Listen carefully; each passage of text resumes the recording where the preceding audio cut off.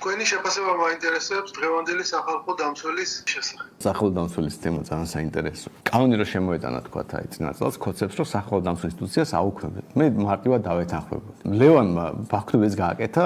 თავისით. შეიძლება მე სადამ ის იმედი არ ქონდა რომ ლევანი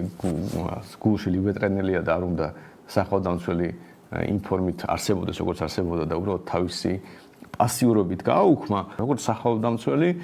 ან ის უნდა ყოფილიყო იდეოლოგიური ინსტრუმენტი მართლა მთავრობასთან ბრძოლის და დაპირისპირების პირობითად იაგო რო იყო ყოფილიყო სახალხო დამცველი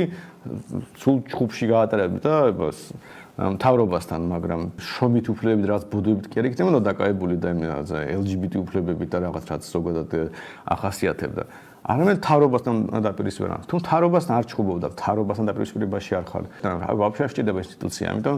მე მგონი ეხლა როგორც გვაქვს ჩათვლეთ რომ არ გვაქვს ახალ დამცველი ასეთი როგორც ინსტიტუცია ასეთი არ არსებობს და ლომჯარია რო იყო უარესი იყო იმ გაგებით რომ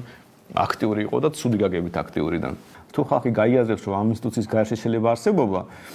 ალბათ მაგის ლევანს მადლობა უთხრათ რომ ეს რაღაც პასიურობით დაანახა ხალხს რომ არ ჭირდება ახალ დამცველი და გავაუქმოთ ძალიან კარგი იქნება